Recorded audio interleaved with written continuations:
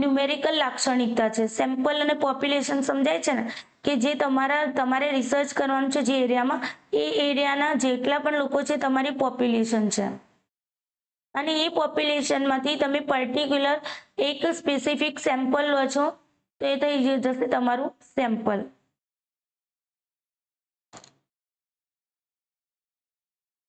Thank you so much. થોડી વાર બેસી જાઓ, 10-15 મિનિટ. મને ઈચ્છા છે કે હું તમને આજે આ ક્લાસ કમ્પ્લીટ પૂરો કરી દઉં, જેથી કરીને મારે બીજો ક્લાસ ન લેવો પડે. ઓકે, 15 મિનિટ બેસી જાઓ. ભલે 12 કલાક થઈ ગયા, હું પણ કન્ટિન્યુ બેઠી છું ને આજે ઊભી પણ વધારે નથી થઈ. ગઈ વખત કરતા બહુ બધી વાર બેઠી છું. અહીંયા ઇંગ્લિશ લેટરમાં તમે એને આર, અહીંયા સ્ટેટિસ્ટિક હોય એમાં ઇંગ્લિશ લેટરનો યુઝ થતો હોય, જેમ કે કોરિલેશન માટે આપણે આરનો યુઝ કરીએ છીએ, સ્ટેન્ડર્ડ ડિવિઝન માટે એસડીનો યુઝ કરીએ છીએ, તો ઇંગ્લિશ લેટર છે. સેમ્પલ મીન જે છે એને આપણે એક્સ બાર કહેતા હોઈએ, એક્સના ઉપરથી લીટું કરી એને એક્સ બાર કહેતા હોઈએ છીએ. ઓકે, સેમ્પલ સાઇઝ માટે આપણે સ્મોલ એન યુઝ કરતા હોય છે. પેલું સિસ્ટમેટિક રેન્ડમ સેમ્પલિંગ યાદ આવે તમને, k is equal to capital N divided by small n, હે ને? તો સેમ્પલ માટે આપણે સ્મોલ એન યુઝ કરતા હતા, તો સેમ્પલ સાઇઝ માટે અહીંયા સ્ટેટિસ્ટિકમાં યુઝ થતું હોય છે. પેરામીટર પી થી પી યાદ રાખો અને એસ થી એસ યાદ રાખો. સ્ટેટિસ્ટિક થી તમે સેમ્પલ યાદ રાખો અને પેરામીટર થી તમે પોપ્યુલેશન યાદ રાખો. ઠીક છે? તો પોપ્યુલેશન એ વસ્તીની ન્યુમેરિકલ લાક્ષણિકતા છે.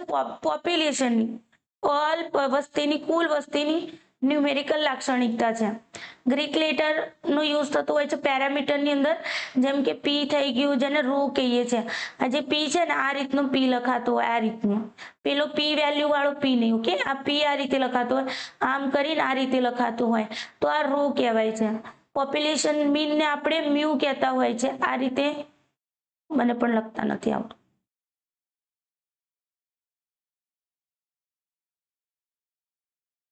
મ્યુ આ રીતે લખાતો હોય છે. ઓકે, સેમ્પલ સાઇઝ માટે કેપિટલ એન યુઝ થતો હોય છે. પોપ્યુલેશનની સેમ્પલ સાઇઝ બતાવી હોય તો એન, કેપિટલ એન નો યુઝ થાય છે.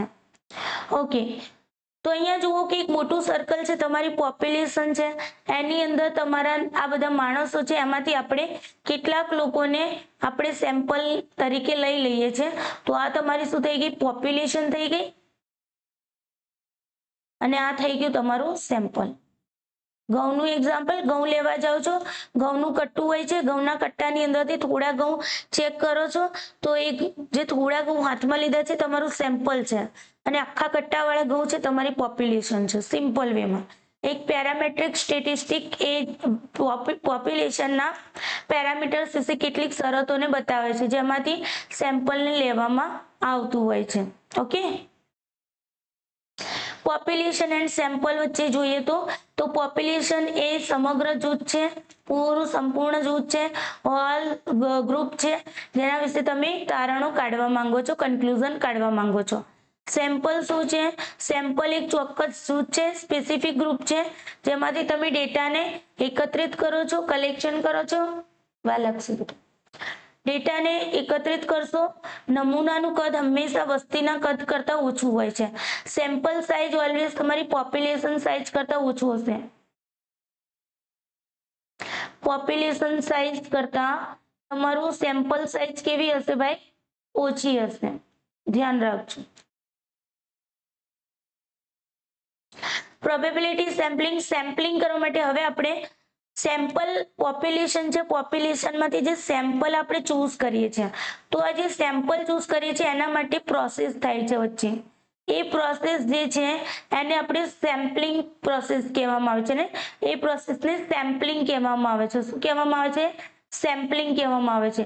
અને આ સેમ્પલિંગના પણ ઘણા બધા ટાઈપ્સ છે. સેમ્પલિંગના ટાઈપ્સની અંદર બે પ્રકારના સેમ્પલિંગ તમારા ક્વેશ્ચનમાં પૂછાયેલા છે, પ્રોબેબિલિટી સેમ્પલિંગ અને non probability sampling. Probability sampling જે છે સેમ્પલિંગની ટેકનિક છે, જેમાં પોપ્યુલેશનના જે સબ્જેક્ટ છે, પ્રતિનિધિ નમૂના તરીકે આપણે પસંદ કરવાની સમાન તક મળે છે બધાને.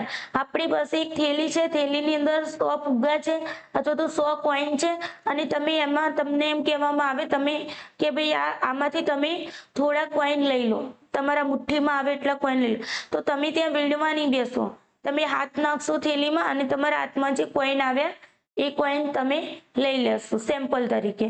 તો અહીંયા સમાન તક મળી, બધા સિક્કાઓ તમારી પાસે હતા. તમને એવું નહોતું કહેવામાં આવ્યું કે ભાઈ આ સિક્કાને લો, આ સિક્કાને લો, આ સિક્કાને લો, હે ને. અહીંયા તમને સમાન તક મળી હતી સિક્કાને લેવા માટેની. તો તમે ત્યાંથી ગમે તે રીતે ઉઠાવી લીધા, રેન્ડમલી લઈ લીધા. તો રેન્ડમલી જ્યારે તમને અહીંયા ઇક્વલ ઓપોર્ચ્યુનિટી મળે છે પ્રોબેબિલિટી સેમ્પલિંગમાં, જ્યારે નોન પ્રોબેબિલિટીમાં આપણને ઇક્વલ ઓપોર્ચ્યુનિટી મળતી નથી. અહીંયા આપણે શું કરીએ છીએ, આપણી પસંદ આપણે આપણી રીતે પસંદ કરીએ છીએ કે મારે આ સિક્કો લેવો છે, આ જ નંબરનો સિક્કો લેવો છે, બરાબર ને. તો આપણે આપણી પસંદગીથી નમૂનો પસંદ કરીએ છીએ, બરાબર. હજુ ચાલુ છે, શાંતિ રાખો, નથી સ્ટક થતું.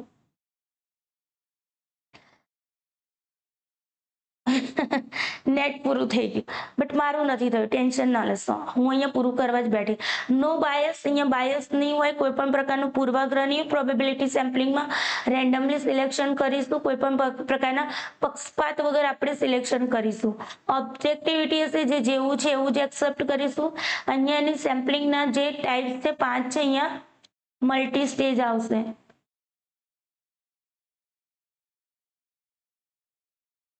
Okay, multi stage sampling.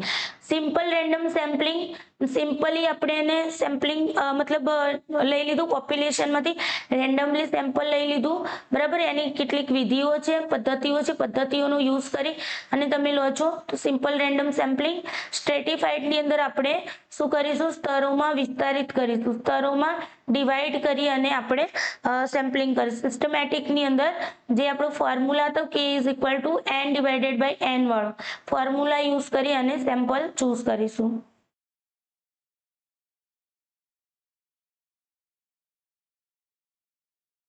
Okay, હજુ ક્લાસ ચાલુ જ છે આપણો, આઈ થિંક બંધ નથી થયો, તો ટેન્શન ના લેશો.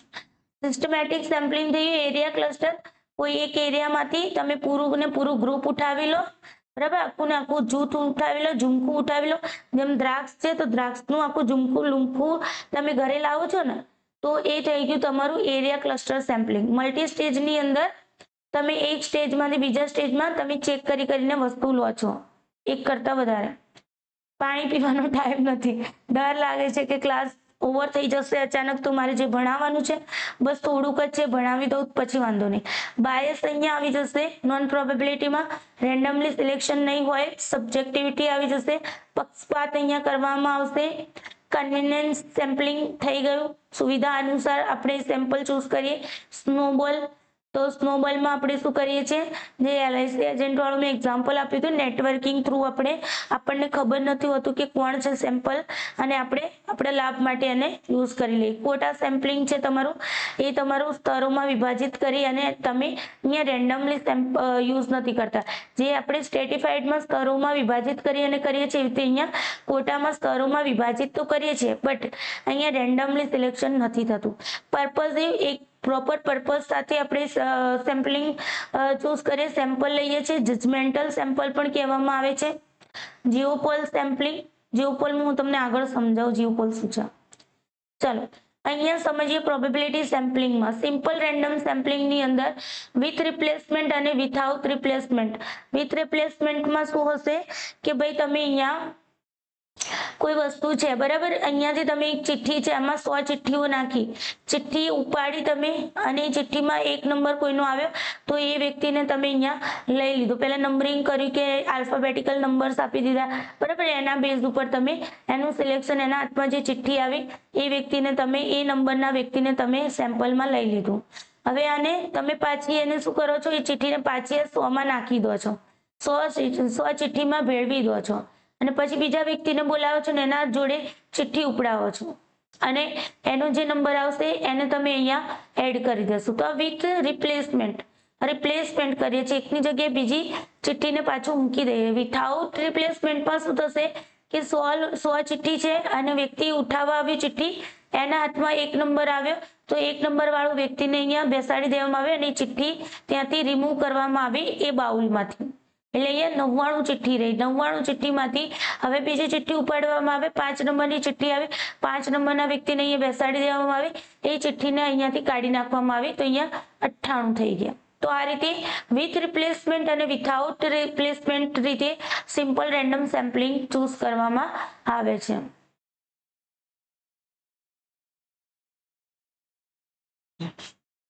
ક્લાસ ચાલે છે ને?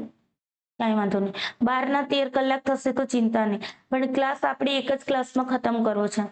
સિમ્પલ રેન્ડમ સેમ્પલિંગ માટે ઘણી બધી અલગ અલગ પદ્ધતિઓ છે. લોટરી દ્વારા, લોટરી તો તમે જોઈ હશે, ચિઠ્ઠી લોટરી લાગે કૂપનો દ્વારા, હે ને? તો એ કૂપનો દ્વારા એને મતલબ જેને ડ્રો કહીએ ને, લકી ડ્રો વાળું, તો એ લકી ડ્રો એટલે લોટરી દ્વારા તમે સેમ્પલને ચૂઝ કરો છો. રેન્ડમ ટેબલ જે છે એ તમારું ટીપટ ટેબલ અને કેન્ડલ સ્ટાવ ટેબલનું યુઝ થતું હોય છે. ટીપીટ ટેબલ વિશે પણ ક્વેશ્ચન આવેલો છે. એલએસટી ટીપીટે આ ટેબલ બનાવેલું હતું. એની અંદર 1 થી લઈને 9999 સુધીના નંબર એમણે બનાવેલા હતા. અને એમાં એવું હોય કે અહીંયા સીટ છે, માની લો કે અહીંયા નંબરો લખેલા છે અને વ્યક્તિને મતલબ આંખો બંધ કરી અને એમને કહેવામાં આવે કે ભાઈ કોઈ પણ નંબર ઉપર તમે આંગળી મૂકો. હવે માની લો કોઈ વ્યક્તિ અહીંયા આ નંબર ઉપર 25 એનો સરવાળો થતો હોય છે 9, તો માની લો 25 2 252 નંબર ઉપર ક્લિક કરે છે તો એ વ્યક્તિને અહીંયા લઈ લેવામાં આવે છે. એ રીતનું ટીપીટ ટેબલ હોય છે, નંબર બેઝ હોય છે, બરાબર? તો ટીપીટ ટેબલની અંદર નંબર્સ હોય છે ને એની અંદર ફિક્સ હોય છે કે ભાઈ આ રીતે એને લેવામાં આવતું હોય છે. Just weight 1 minute.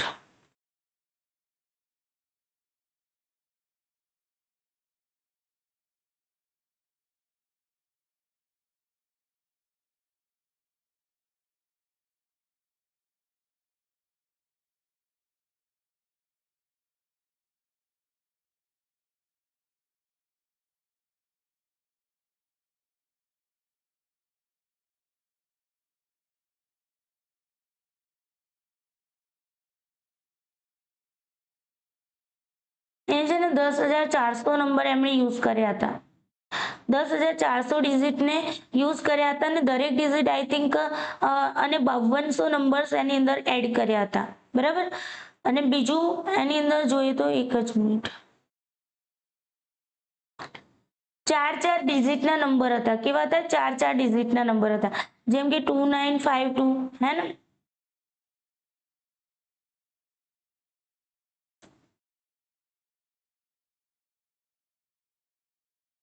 અને દરેકનું સરવાળો શું થતું હતું? દરેકનું સરવાળો 9 થતો હતો. 9 ને 2 11, 11 ને 7 કેટલા થઈ ગયા? 18, 18 એટલે 8 ને 9, હે ને? તો એ રીતે દરેકનો સરવાળો 9 થતો હતો, દરેક ડિજિટનું જે પણ ડિજિટ બનાવ્યા હતા. અને એની અંદર માની લો કે આ જે સરવાળો કર્યો 18 નંબર આવ્યો તો 18મા નંબરના વ્યક્તિને લઈ લેવામાં આવે. આ રીતે ટીપટ ટેબલ જે છે એ વર્ક કરતું હતું. ઓકે,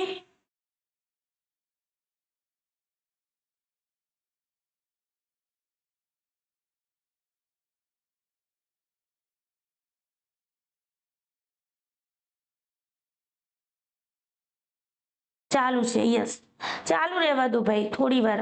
તમારો આખો યુનિટ એક જ ક્લાસમાં પૂરો થઈ જાય એ જ મારો પર્પઝ છે. ઓકે, મારે વારે ઘડીએ તમને ન ભણાવવું પડે.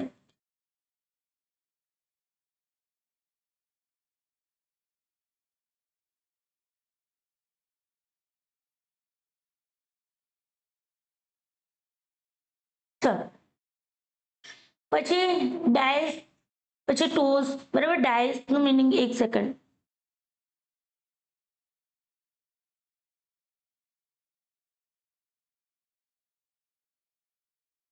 પાસા દ્વારા, ડાયસ મતલબ પાસા દ્વારા. પાસાઓ દ્વારા પણ તમે સિલેક્શન કરી શકો પાસા પદ્ધતિથી. ટોસ જે આપણે હેડ એન્ડ ટેલ કહીએ છીએ, સિક્કો ઉછાળી અને સિક્કો ઉછાળીને સિલેક્શન કરી શકાય સેમ્પલનું, બરાબર ને? તો સિક્કા ઉછાળ પદ્ધતિ દ્વારા તમને પૂછાય કે સિમ્પલ રેન્ડમ સેમ્પલિંગમાં નીચેની કઈ વિધિઓ દ્વારા તમે સેમ્પલિંગ કરી શકો તો સેમ્પલને પસંદ કરી શકો. તો તમારે આ બધું યાદ રાખવાનું. પાસા દ્વારા, ટોસ દ્વારા, આલ્ફાબેટિકલ નંબર્સ, તમને આલ્ફાબેટ નંબર પ્રમાણે બધાનું નામ ગોઠવી દો અને એમાંથી તમે રેન્ડમલી સિલેક્ટ કરો. કમ્પ્યુટર પ્રોગ્રામ દ્વારા પણ તમે સેમ્પલને ચૂઝ કરી શકો છો. તો આ બધી સિમ્પલ રેન્ડમ સેમ્પલિંગ માટેની પદ્ધતિઓ છે જેના થ્રુ તમે સેમ્પલિંગ કરી શકો છો. સ્ટ્રેટિફાઈડ રેન્ડમ સેમ્પલિંગ ઉપર આવે તો પોપ્યુલેશનને ડિવાઇડેડ કરીએ. સ્ટ્રાટા મતલબ સબ ગ્રુપમાં ડિવાઈડ કરીએ. એક પૂરી પોપ્યુલેશન છે એને અલગ અલગ ડિવાઈડ કરી દીધા અને ડિવાઈડ કરીએ કેવા હશે, હેટ્રોજીનિયસ હશે. માની લો કે હાયર એજ્યુકેશનના ભણાવતા ટીચર લીધા આપણે, પછી અહીંયા લઈ લીધા માધ્યમિકમાં ભણાવતા, બરાબર ને, સેકન્ડરીમાં ભણાવતા અને પ્રાઇમરીમાં ભણાવતા. તો અહીંયા જે પણ ટીચર્સની જે અહીંયા એમની ક્વોલિફિકેશન મતલબ એમની જે હોદ્દો છે એ કેવો થઈ ગયો, હેટ્રોજીનિયસ. હેટ્રોજીનિયસ મતલબ અસમાન. અને પછી એની અંદર તમે જ્યારે ડિવાઈડ કરશો તો અહીંયા તમારું કેવું હશે, બધામાં સેમ થઈ જશે. અહીંયા મેલ ફિમેલ લીધું, અહીંયા સેકન્ડરીમાં પણ તમે મેલ ફિમેલ લો છો અને તમે અહીંયા પ્રાઇમરીમાં પણ મેલ ફિમેલ લો છો. તો અહીંયા જે થશે સબગ્રુપની અંદર પણ સબગ્રુપ થશે. એ કેવી રીતે થશે, સેમ્પલને ડિવાઈડ કર્યા બાદ તમે સબગ્રુપ્સ બનાવશો. એ કેવું હશે, હોમોજીનિયસ. આ ક્વેશ્ચન પણ આવેલો છે તો ધ્યાન રાખજો, તમારું પૂછાઈ શકે છે. પોપ્યુલેશનની અંદરથી જ્યારે તમે સબગ્રુપમાં ડિવાઈડ કરશો હેટ્રોજીનિયસ હશે અને પછી એને એ સબગ્રુપમાંથી તમે સેમ્પલ ડિવાઈડ કરશો તો એ કેવું હશે, સબગ્રુપ હોમોજીનિયસ હશે. પોપ્યુલેશન ઇન્ટુ સબ પોપ્યુલેશન, હે ને. આ પહેલી પોપ્યુલેશન છે ને એમાંથી તમે સબ પોપ્યુલેશન નીકાળો છો તો પોપ્યુલેશન તમારી કેવી હશે, હેટ્રોજીનિયસ. અને પછીથી તમે એની અંદર સેમ્પલ નીકાળશો એ કેવું નીકાળશો, હોમોજીનિયસ. ખાસ ધ્યાન રાખજો, એક્ઝામમાં પૂછાય છે.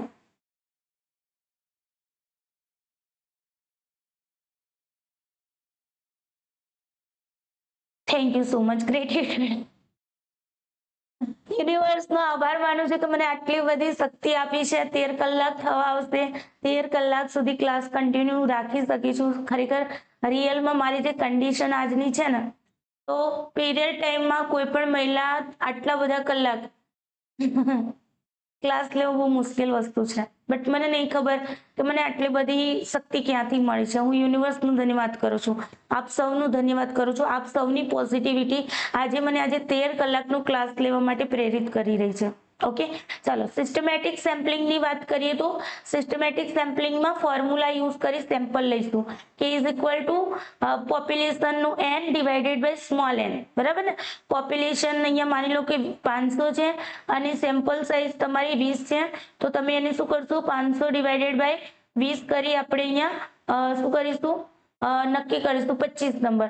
તો 25 નંબરનું અંતર રાખી અને આપણે વસ્તુને સેમ્પલને લઈશું, જે આપણે તમારી એક્ઝામની અંદર 2 વખત પૂછાયો છે. જે લોકો કહેતા હતા ને મેડમ કેવી રીતે પૂછાઈશું, તો શરૂઆતના ક્લાસમાં મેં તમને 16 ક્વેશ્ચન એટલે જ કરાવ્યા કે જેથી કરીને તમને જ્યાં જ્યાં ટોપિક આવે તો તમને સમજાય કે મેડમે જે કંઈ ભણાવ્યું છે એ કંઈ એમને નથી સમજતું નથી ભણાવ્યું, કેટલું ડિટેલ્સમાં જઈને ભણાવ્યું છે, કેટલું ડિટેલ્સમાં પૂછાય છે.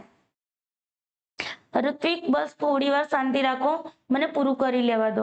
કારણ કે તમારા કરતાં પણ મને વધારે જલ્દી, તમે લોકો તો બપોરે જમ્યા પણ હશો, તમે આડા પણ પડ્યા હશો. હું કન્ટિન્યુઅસ અહીંયા 12 કલાક ઉપરથી બેઠી છું, જમી પણ નથી, અને 2 કપ કોફી ઉપર જ છું આજે અને પાણી ઉપર. તો થોડું શાંતિ રાખો.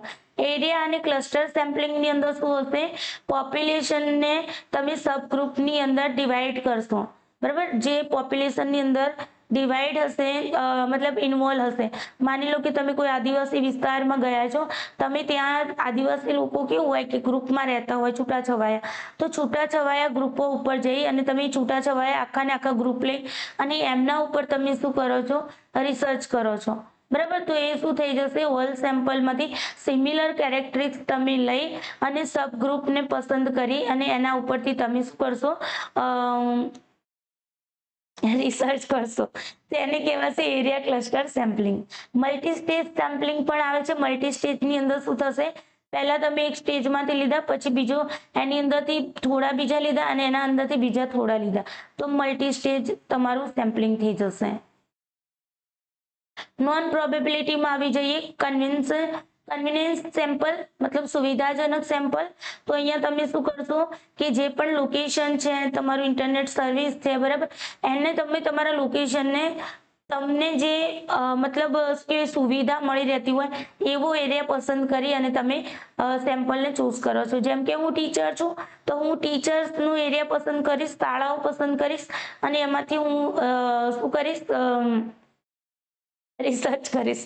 એને કન્વીનિયન્સ સેમ્પલ કહેવામાં આવે છે. સ્નોબોલની અંદર સ્નોબોલમાં શું હોય કે આપણી જોડે પોપ્યુલેશન હોય છે, હિડન પોપ્યુલેશન હોય છે, હિડન અથવા તો અનનોન પોપ્યુલેશન હોય છે. આનો પણ ક્વેશ્ચન હતો ને, અનનોન પોપ્યુલેશન હોય છે. આપણે જાણતા નથી સેમ્પલને કે આપણે પોપ્યુલેશન કેટલી છે, સેમ્પલ કયું છે, શું છે, કશું ખબર નથી અને એમાંથી આપણે ડેટા મેળવતા હોઈએ છીએ તો એને કહેવાય સ્નોબોલ સેમ્પલ.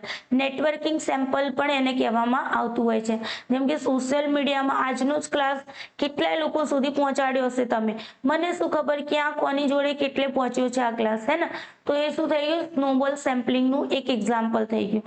કોટા સેમ્પલિંગની અંદર શું આવશે, કોટા સેમ્પલિંગની અંદર તમે population represent population individuals version stratified sample.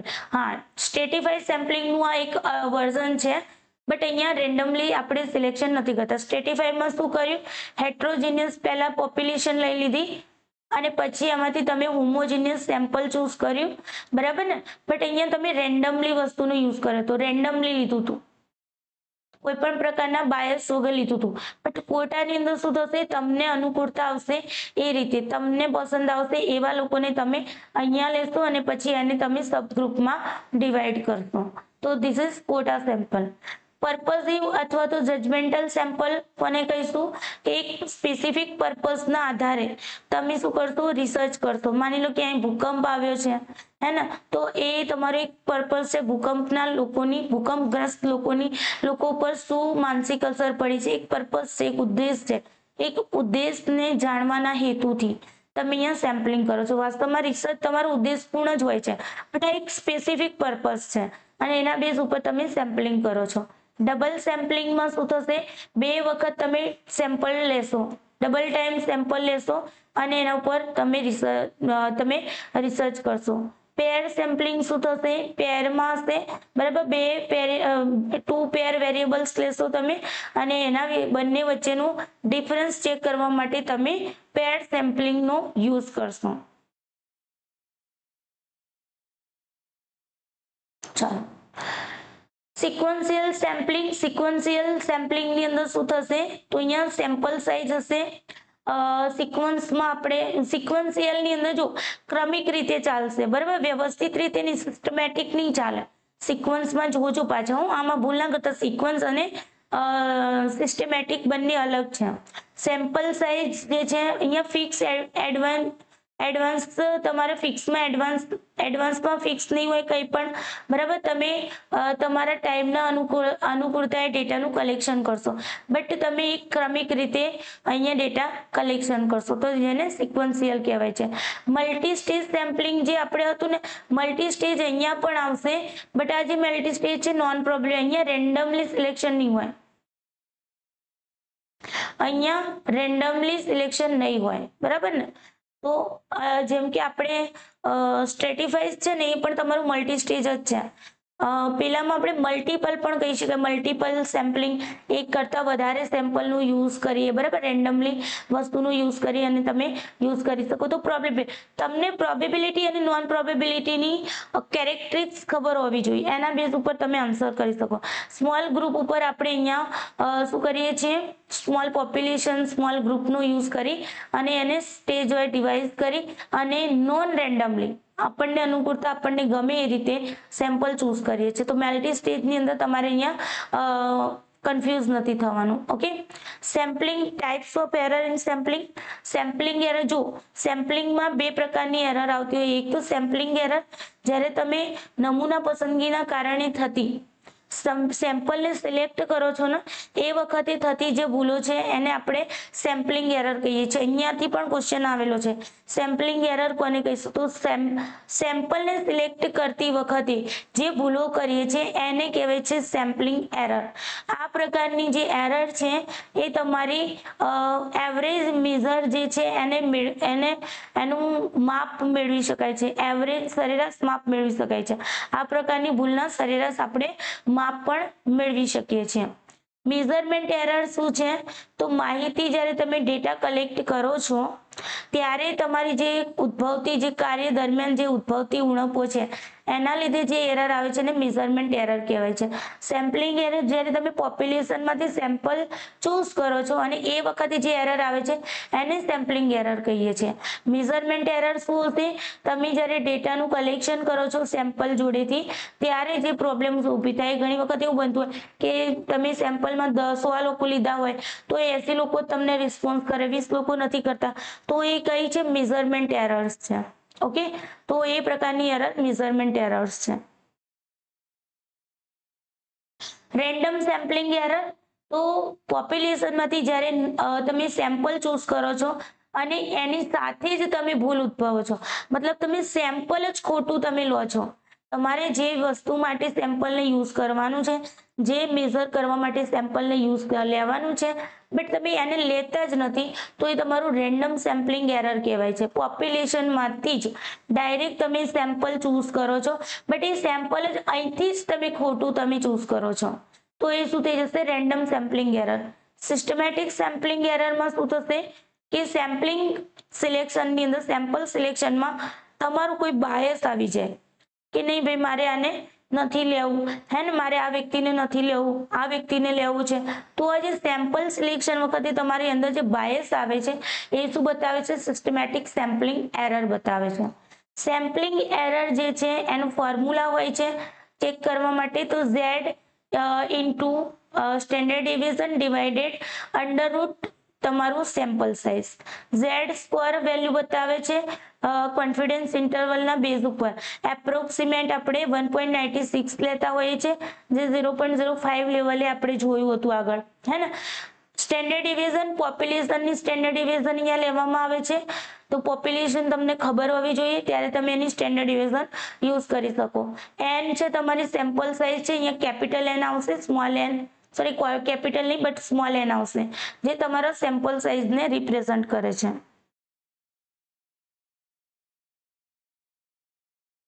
ચલો, parametric statistics, non parametric statistics. Parametric assumption base test હોય છે, મોસ્ટલી આપણે અઝમ્પશન્સને ફોલો કરીએ છીએ। અહીંયા એવું હોય કે ભાઈ તમારી પાસે 10 અઝમ્પશન્સ છે, તો એમાંથી માની લો કે 8 અઝમ્પશન્સ ફૂલફિલમેન્ટ થતી હોય તો તમે એને પેરામેટ્રિકમાં નાખી શકો। નોન પેરામેટ્રિકમાં અઝમ્પશન ફ્રી ટેસ્ટ હોય છે, બટ એવું બની શકે કે તમારી પાસે અહીંયા 10 અઝમ્પશન્સ છે પેરામેટ્રિકની, એની 2 કે 3 અઝમ્પશન્સ અહીંયા ફોલો થતી હોય તો પણ આપણે એને અહીંયા નોન પેરામેટ્રિકમાં મૂકીશું। આ વસ્તુને ખાસ તમારે ધ્યાનમાં રાખવાની છે। ઇન્ડિપેન્ડન્ટ ઓબ્ઝર્વેશન હોય છે, સ્વતંત્ર ઓબ્ઝર્વેશન હોય છે, રેન્ડમલી સેમ્પલ આપણે ચૂઝ કરતા હોઈએ છીએ। નોન પેરામેટ્રિકમાં ઇન્ડિપેન્ડન્ટ ઓબ્ઝર્વેશન હોય છે બટ રેન્ડમલી સિલેક્શન કરતા નથી, નો રેન્ડમલી સિલેક્શન।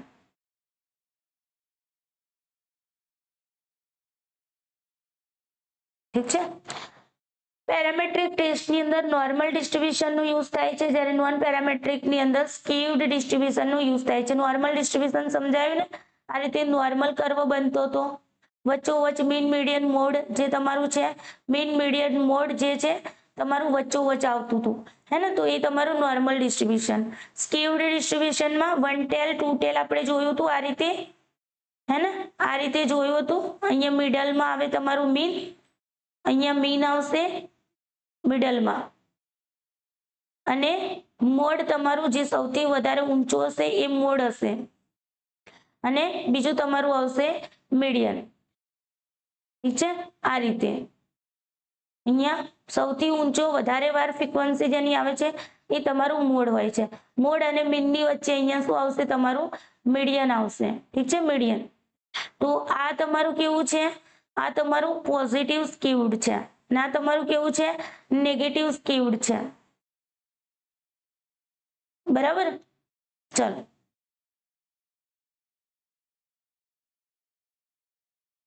ઓકે, તો આ થઈ ગયું તમારું સ્કીવનેસ નોન પેરામેટ્રિક ટેસ્ટમાં જોવા મળશે, અને નોર્મલ ડિસ્ટ્રીબ્યુશન તમને પેરામેટ્રિક સ્ટેટિસ્ટિકમાં જોવા મળશે। આગળ જોઈએ તો હાઈ લેવલ ઓફ મેઝરમેન્ટ જોવા મળશે, ક્વોન્ટિટેટિવ સ્કેલનો યુઝ થશે. ક્વોન્ટિટેટિવ સ્કેલમાં આપણે કઈ ઇન્ટરવલ અને રેશિયો સ્કેલનો યુઝ થતું હોય છે. જ્યારે નોન પેરામેટ્રિકની અંદર ક્વોલિટેટિવ સ્કેલનો, નોમિનલ, ઓર્ડિનલ સ્કેલનો યુઝ થશે. પેરામેટ્રિકની અંદર લાર્જ સેમ્પલ સાઇઝ 30 કરતા વધારે સેમ્પલ સાઇઝ હોય ત્યારે પેરામેટ્રિક સ્ટેટિસ્ટિકનો યુઝ કરીએ છીએ મોસ્ટલી. નોન પેરામેટ્રિકની અંદર small sample size less than 10 sample size હોય ત્યારે. પેરામેટ્રિક સ્ટેટિસ્ટિકની અંદર હાઈ એફિશિયન્સી હોય છે, જ્યારે નોન પેરામેટ્રિકની અંદર લો એફિશિયન્સી હોય છે. પેરામેટ્રિક ટેસ્ટની અંદર સ્ટેટિસ્ટિકલ પાવર વધારે હોય છે, જ્યારે નોન પેરામેટ્રિકની અંદર સ્ટેટિસ્ટિકલ પાવર ઓછો હોય છે. પેરામેટ્રિક સ્ટેટિસ્ટિકની અંદર એપ્લિકેશન બહુ ટફ હોય છે, કેલ્ક્યુલેશન બહુ ટફ હોય છે, અઘરી હોય છે.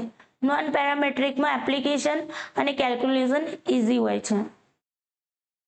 ચાલો, characteristics of properties normal distribution કરવાની જોઈએ. તો નોર્મલ કર્વ સિમેટ્રિકલ હોય છે. સિમેટ્રિકલનો મતલબ થશે બંને બાજુથી સમાન હોવું. આ રીતે 50% આ બાજુ વિસ્તૃત હોય, 50% આ બાજુ વિસ્તૃત હોય, એને કહેવાય સિમેટ્રિકલ હોય છે. બરાબર, બંને સાઈડે ઇક્વલ હોય છે. રાઈટ એન્ડ લેફ્ટ સાઈડ બંનેનું પાર્ટ કેવું હોય, ઇક્વલ હોય, એને સિમેટ્રિકલ. આ પણ ક્વેશ્ચન આવેલો છે યુજીસી નેટની અંદર, ધ્યાન રાખજો. કેરેક્ટરિસ્ટિક્સ પૂછાય છે નોર્મલ ડિસ્ટ્રીબ્યુશનની. Normal curve lies between the unimode અને એન્ડ ધ મોડ. યુનિમોડલ હોય અથવા તો ઘણા બધા મોડ હોય, એક મોડ હોય અથવા તો બહુ બધા મોડ હોય. મતલબ આ એક મોડ છે અને એની અંદર બીજો મોડ હોય તો આ યુનિમોડ, આ તમારું થઈ ગયું વધુ પડતા બહુલક વધારે છે. અને યુનિમોડ એટલે કે એક જ મોડ હોય. બરાબર ને, એક જ બહુલક હોય. મોડનો મતલબ બહુલક, એક આંકડો તમારે વધારે વખત આવતો હોય એને કહેવાય બહુલક. નોર્મલ કર્વ ઇઝ અસિમ્પ્ટોટિક એટલે કે ઓપન એન્ડેડ હોય. અસિમ્પ્ટોટિક નો મતલબ ઓપન એન્ડેડ નો મતલબ છે આ એક્સ એક્સિસ છે, તો એક્સ એક્સિસ ને જે આ છેડા છે ને કર્વના, જે વક્ર જે રેખા છે એના છેડા અહીંયા ટચ નહીં થાય. અહીંયા છેડા ટચ નહીં થાય, આ ઉપર જ રહેશે. જે લાઈન છે એનાથી ઉપર રહેશે, ટચ નહીં કરે લાઈનને. બરાબર. Normal curve is bell shape હોય, ઘંટી આકારનો હોય છે, ઘંટાકાર હોય છે. નોર્મલ શેપ તમે જોયું ને, ઘંટાકાર છે. નોર્મલ કર્વ ઇઝ કન્ટિન્યુઅસ હોય છે. કન્ટિન્યુઅસ કેમ કે એનો એન્ડ અહીંયા ટચ નથી થતો, એક્સ એક્સિસ ને ટચ નથી કરતું, તો એ કેવું હોય છે, કન્ટિન્યુઅસ હોય છે. એરિયા અંડર કર્વ ઇઝ 1 ની અંદર જ તમારો એરિયા હોય છે. 50% આ બાજુ, 50% આ બાજુ. આખો એરિયા જે છે એનો એ શું રિપ્રેઝન્ટ કરે છે, 1 ને રિપ્રેઝન્ટ કરે છે. મીન મીડિયન મોડ કેવા હશે, સમાન હશે. ઝીરો સ્કીવનેસ, બિલકુલ બી સ્કીવનેસ નથી. અને કેવું છે, મીન, મીડિયન એન્ડ મોડ ત્રણ કેવા હશે, એક જ સેન્ટર ઉપર આવશે વચ્ચોવચ. Quartile equal distance and parameters, mean and standard deviation. અહીંયા ક્વાર્ટાઇલ જે છે Q1, પછી તમારું અહીંયા આવશે Q2, Q3 આ રીતે. તો ક્વાર્ટાઇલ પણ કેવું હશે, સમાન થતું હશે. Okay, mean and standard deviation પણ તમારું ઇક્વલ રહેશે. સ્કીવનેસ જોઈએ, પોઝિટિવ સ્કીવનેસ. તો પોઝિટિવ સ્કીવનેસમાં શું હશે ભાઈ, પોઝિટિવ તરફ ટેલ્સ આવશે. અચ્છા, મેં તમને અહીંયા ક્યાં સમજાવ્યું હતું, જતું રહ્યું, કઈ નહીં. અચ્છા, અહીંયા ધ્યાન આપજો, કદાચ મેં કાઢી નાખ્યો હતો. પોઝિટિવ સ્કીલમાં ટેલ જ્યાં પૂંછડી જે બાજુ હોય ને એને એ બાજુનું સ્કીવ કહેવાય. તો પૂંછડી કઈ બાજુ છે, તો પોઝિટિવ બાજુ છે, તો પોઝિટિવ સ્કીવનેસ. અહીંયા શું થશે, ડિફિકલ્ટી લેવલ કેવું રહેશે, બહુ હાઈ રહેશે. કારણ કે પોઝિટિવ બાજુ સ્કોર બહુ ઓછો જોવા મળે છે, નેગેટિવ બાજુ તમારો સ્કોર વધારે જોવા મળે છે. બરાબર, તો ડિફિકલ્ટી લેવલ હાઈ રહેશે. આ પણ ક્વેશ્ચન આવેલો છે. પછી મોસ્ટલી સ્કોર કઈ બાજુ હશે, લેફ્ટ સાઈડ પર. આ લેફ્ટ સાઈડ પર તમને સ્કોર વધારે જોવા મળશે, રાઈટ સાઈડ પર તમને ઓછા જોવા મળશે. કદાચ આગળ મેં આઈ થિંક મિસ્ટેક કરી છે, મેં તમને અહીંયા પોઝિટિવ બતાવ્યું હશે લગભગ, મને આઈડિયા નથી, બટ અહીંયા જે છે એ બરાબર છે. ઓકે, અહીંયા તમારે ધ્યાન આપવાનું. લો એન્ડેડ, નેગેટિવ બાજુ લો એન્ડેડ હશે, અહીંયા બહુ ઓછું એન્ડેડ હશે, અહીંયા વધારે એન્ડેડ આપણને પૂંછડી લાંબી દેખાય છે પોઝિટિવ બાજુ. મોડ કેવું હશે, મોડ મીડિયન કરતા મોટો હશે અને મીન કરતા મીડિયન મોટો હશે. બરાબર. તો આ સિક્વન્સ યાદ રાખવાનું. મોડ સૌથી મોટો હશે, મીડિયન વચ્ચે આવી જશે અને મીન સૌથી નાનું હશે પોઝિટિવ સ્કીવનેસ ની અંદર. લેસ સ્ક્વેર હશે, હાયર એન્ડેડ હશે, એન્ડેડ હાયર એન્ડેડ, અહીંયા હાયર વધારે એન્ડેડ હશે પોઝિટિવ તરફ, બરાબર ને. ઓકે, નેગેટિવ તરફ લો એન્ડેડ હશે, બહુ ઓછી પૂંછડી હશે, અને પોઝિટિવ તરફ લાંબી પૂંછડી હશે. સિમેટ્રિકની મેં તમને વાત કરી. નોર્મલ ડિસ્ટ્રીબ્યુટ કરવા કેવું હોય, સિમેટ્રિક હોય. મીન મીડિયન મોડ વચ્ચોવચ્ચ આવે, ઝીરો સ્કીવનેસ કહેવાય. ડિફિકલ્ટી લેવલ મીડિયમ રહેશે, સ્કોર્સ બંને સાઈડે ઇક્વલ રહેશે. મીન મીડિયન મોડ એક જ જગ્યા ઉપર આવશે, સિમેટ્રિકલ ડિસ્ટ્રીબ્યુશન રહેશે, સમાન ડિસ્ટ્રીબ્યુશન રહેશે. ઓકે, નેગેટિવ સ્કીવનેસ ની વાત કરીએ તો નેગેટિવ ની અંદર શું થશે, નેગેટિવ બાજુ ટેલ રહેશે, પૂંછડી નેગેટિવ બાજુ રહેશે, અને પોઝિટિવ બાજુ હાઈ સ્કોર રહેશે. તો રાઈટ સાઈડ તમારું મોસ્ટલી સ્કોર કઈ બાજુ રહેશે, રાઈટ સાઈડ પર રહેશે, પોઝિટિવ તરફ રહેશે, અને લેફ્ટ સાઈડ પર બહુ ઓછો સ્કોર રહેશે, બરાબર.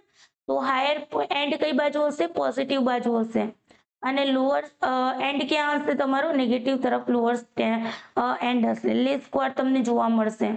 મીન કેવો હશે ભાઈ, મીન કરતા મીડિયન મોટો હશે, અને મીડિયન કરતા મોડ મોટો હશે, અને મીન ઓછો હશે. મોડ હંમેશા વધારે જ હોય, ઓલવેઝ યાદ રાખવાનું. વન ટેલ ટુ ટેલમાં આવે ને, વન ટેલ ની અંદર મોડ જે છે ને વધારે હશે. ટુ ટેલમાં તો મીન મીડિયન મોડ ત્રણે સમાન રહેશે, બટ જે તમારું વન ટેલ છે એની અંદર મોડ તમારો વધારે રહેશે, એના પછી મીડિયન આવશે ને એના પછી મીન આવશે. ચાહે કોઈ પણ બાજુ હોય, પોઝિટિવ બાજુ હોય કે નેગેટિવ બાજુ હોય. ઓકે, ડિફિકલ્ટી લેવલ કેવું રહેશે, અહીંયા ઈઝી રહેશે, બીકોઝ હાયર સ્કોર બધાએ મેળવેલા છે. Is this clear? સ્કીવનેસ, હા બિલકુલ. સ્કેલ તો તમારી 4 પ્રકારની સ્કેલ છે: nominal scale, ordinal scale, interval scale અને રેશિયો સ્કેલ. હવે નોમિનલ અને ઓર્ડિનલ સ્કેલ છે ક્વોલિટેટિવ ડેટામાં યુઝ થતું હોય છે મોસ્ટલી. ઇન્ટરવલ રેશિયો સ્કેલ તમારું મોસ્ટલી ક્વોન્ટિટેટિવમાં યુઝ થતું હોય છે. નોમિનલ અને ઓર્ડિનલની અંદર, નોમિનલમાં જોઈએ, નોમિનલ અને ઓર્ડિનલ જે છે લો લેવલ માનવામાં આવે છે. ઇન્ટરવલ અને રેશિયો જે છે એ હાયર લેવલ માનવામાં આવે છે. 15 મિનિટ હાઈ લેવલ માનવામાં આવે છે. ઓકે, હવે અહીંયા જુઓ, નોમિનલમાં ક્લાસિફિકેશન તમને આપે. તમને આ પણ ક્વેશ્ચન આવે કે વર્ગીકરણ જોડકા જોડવાનું આવે, નોમિનલ, ઓર્ડિનલ, ઇન્ટરવલ, રેશિયો, અને સામે તમને આપી દીધું હોય કે classification and order, classification order equal units differences, અને classification order equal unit differences absolute 0. આ રીતે તમને જોડકા આપેલા હોય ને, જોડકાને તમારે જોડવાના હોય છે, બરાબર. ક્લાસિફિકેશન, ઓનલી ક્લાસિફિકેશન નોમિનલમાં હશે. નેમ વાઇઝ, ફેમેલ વાઇઝ, બરાબર, મેલ ફિમેલ જેન્ડર વાઇઝ તમે એને ક્લાસિફાઈડ કરો છો, વર્ગીકરણ કરો છો. આર્બિટ્રેરી 0 હોય છે અહીંયા, નો એબ્સોલ્યુટ 0. એબ્સોલ્યુટ 0, વાસ્તવિક 0 અહીંયા હોતો નથી. કાઉન્ટિંગ અહીંયા કરી શકાય. પ્રોપોઝન, મોડ, કાઈ સ્ક્વેર તમને અહીંયા મળી જશે, બરાબર. અચ્છા, ટેસ્ટ કયો, સ્ટેટિકલ ટેસ્ટ કયો યુઝ થશે, તો કાઈ સ્ક્વેર. મીન મીડિયન મોડમાં કયો યુઝ થશે, તો મોડ યુઝ થશે. ઠીક છે. ઓર્ડિનલ ની અંદર શું થશે, ઓર્ડિનલ નોમિનલ ના ગુણ તો લઈ લે છે ને પોતાનો એક ગુણ એડ કરે છે. તો નોમિનલ નો ગુણ કયો, તો ક્લાસિફિકેશન. ઓર્ડિનલ નું આવી ગયું ઓર્ડર, રેન્કમાં આપી દીધું. સીતા, ગીતા, નીતા તમે નોમિનલમાં મૂકી દીધું. સીતાને ફર્સ્ટ નંબર, ગીતાને સેકન્ડ નંબર, રીટાને થર્ડ નંબર, રીતે નંબર્સ આપી દીધા તમે.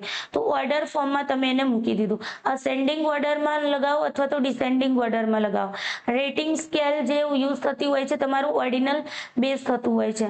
ગ્રેડિંગ તમે આપતા હોય છે.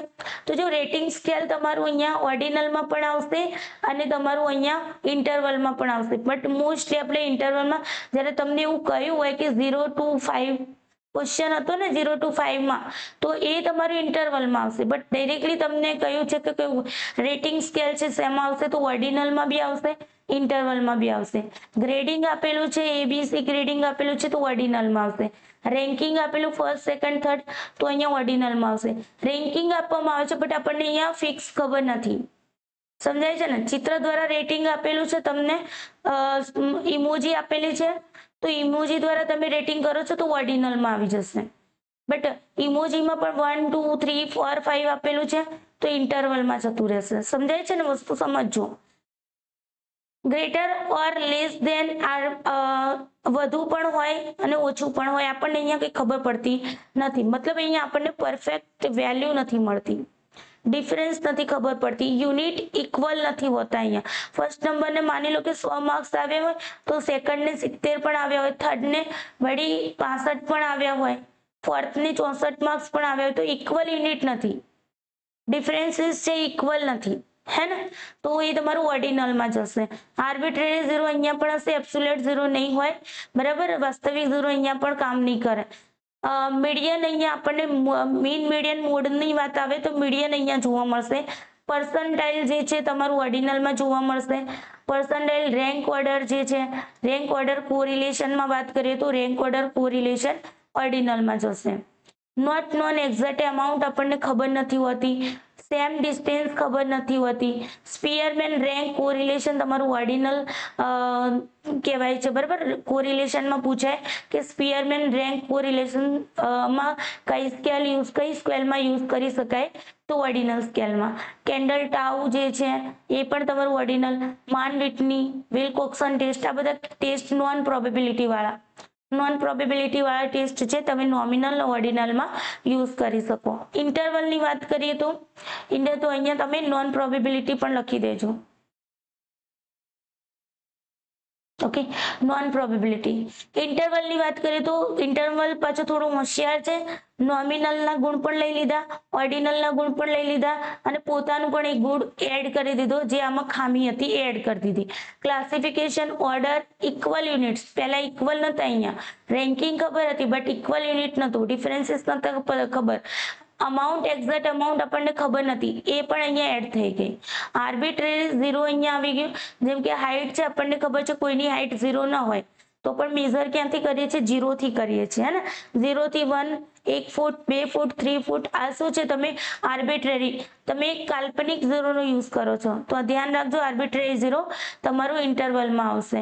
ફર્સ્ટ રેન્કમાં તમને ખબર પડી જશે એને 50 સ્ક્વેર મેળવ્યા, સેકન્ડે 40 સ્ક્વેર મેળવ્યા, તમને ખબર પડી ગઈ. તમે એક્ઝેક્ટ અમાઉન્ટ ફાઇન્ડ આઉટ કરી શક્યા, બંને વચ્ચેનું ડિસ્ટન્સ તમે અહીંયા ફાઇન્ડ આઉટ કરી શક્યા, 2 પોઈન્ટ વચ્ચેનું ડિસ્ટન્સ તમને ખબર પડી, હે ને? રેટિંગ તમને અહીંયા રેટિંગ સ્કેલ જે આપણે અહીંયા એક્ઝામ્પલ આપ્યું હતું, strongly agree, agree, neutral, disagree, strongly disagree, ઇન્ટરવલમાં આવે છે.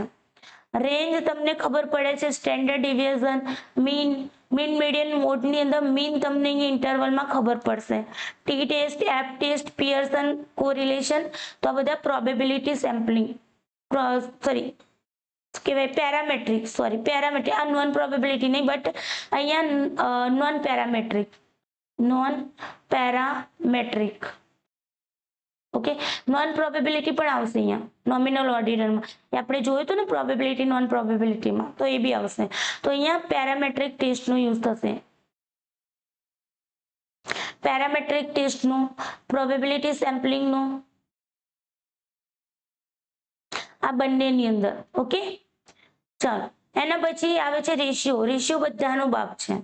રેશિયો બહુ ચાલાક હતો, એને બધાના ગુણ લઈ લીધા અને જે એક કમી હતી, કાલ્પનિક ઝીરો વાળી હતી, એને વાસ્તવિક ઝીરોમાં એને એડ કરી લીધું. ક્લાસિફિકેશન આ લઈ લીધું નોમિનલ પાસેથી, ઓર્ડિનલ પાસેથી ઓર્ડર લઈ લીધો, ઇન્ટરવલ પાસેથી ઇક્વલ યુનિટ્સ અને ડિફરન્સ લઈ લીધો, એબ્સોલ્યુટ ઝીરો પોતાનું એડ કરી લીધો, વાસ્તવિક શૂન્યને એડ કરી લીધો. તો અહીંયા કોએફિશિયન્ટ ઓફ વેરિએશન અહીંયા જોવામાં આવે છે. Ratio of the standard division to the મીનનું જે સ્ટેન્ડર્ડ ડિવિઝન છે એનો રેશિયો પણ તમે અહીંયા કાઢી શકશો, બરાબર? It is generally expressed as percentage. તમે પર્સન્ટેજ કાઢો છો, પર્સન્ટેજ શેમાં આવશે? રેશિયોમાં આવશે. પર્સન્ટાઇલ શેમાં આવશે? પર્સન્ટેજ માટે આપણે પર્સન્ટેજ આ રીતે, પર્સન્ટાઇલ માટે PR લખીએ છીએ તો ઓર્ડિનલમાં આવશે. ઓકે, ઓલ સ્ટેટિસ્ટિકલ ટેસ્ટ તમે અહીંયા યુઝ કરી શકો છો, ઓલ, પેરામેટ્રિક પણ, નોન પેરામેટ્રિક. પેરામેટ્રિક ટેસ્ટની અંદર જુઓ તો સ્ટેટિસ્ટિકમાં લિનિયરિટી હોય છે, બરાબર? ડાયગોનલ સ્ટ્રેટ લાઇન બને છે, જ્યારે તમે કર્વ બનાવો છો ત્યારે આવી સ્ટ્રેટ લાઇન બનશે, જે લાઇન બનશે એ સ્ટ્રેટ લાઇન બનશે. જ્યારે નોન પેરામેટ્રિકમાં સ્ટ્રેટ લાઇન નહીં બને. ટાઈપ 1 એરરની સંભાવના પેરામેટ્રિક ટેસ્ટમાં વધુ હોય છે, જ્યારે નોન પેરામેટ્રિકમાં ટાઈપ 2 એરર થવાની સંભાવના હોય છે. પેરામેટ્રિક સ્ટેટિસ્ટિકલમાં પ્રોબેબિલિટી સેમ્પલિંગ યુઝ કરીએ છીએ, નોન પેરામેટ્રિકમાં નોન પ્રોબેબિલિટી સેમ્પલિંગનો યુઝ થાય છે. ડેટા કેવો રહેશે? અહીંયા કન્ટિન્યુઅસ ડેટા રહેશે પેરામેટ્રિકની અંદર. ઓકે, હોમોજીનિયસ વેરિયન્સ તમને જોવા મળશે, હેટ્રોજીનિયસ તમને અહીંયા નોન પેરામેટ્રિકમાં જોવા મળશે.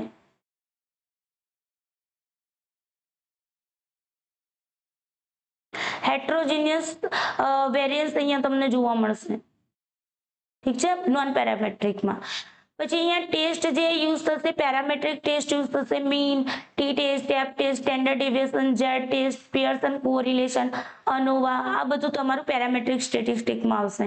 જ્યારે નોન પેરામેટ્રિક સ્ટેટિસ્ટિકમાં શું આવશે? કાઈ સ્ક્વેર, માન વિટની યુ ટેસ્ટ. આ તમને પૂછાઈ શકે છે. ઓકે, તમને પૂછે કે નીચેનામાંથી કયા નોન પેરામેટ્રિક સ્ટેટિસ્ટિક ટેસ્ટ છે, તમને ખબર હોવી જોઈએ. કેન્ડલ રેન્ક, જો તમને ના યાદ હોય તો ખાલી પેરામેટ્રિક યાદ કરી લો, તો નોન પેરામેટ્રિકની યાદ કરવાની જરૂર નથી. Kendall rank difference method, Spearman rank difference, બરાબર, percentile, median, Wilcoxon test, Kruskal Wallis, Friedman test, sign test, આ બધા ટેસ્ટ તમારા નોન પેરામેટ્રિક સ્ટેટિસ્ટિકમાં યુઝ થાય છે. ચાલો હવે કેટલી સ્લાઇડ છે જોઈ લઈએ. 2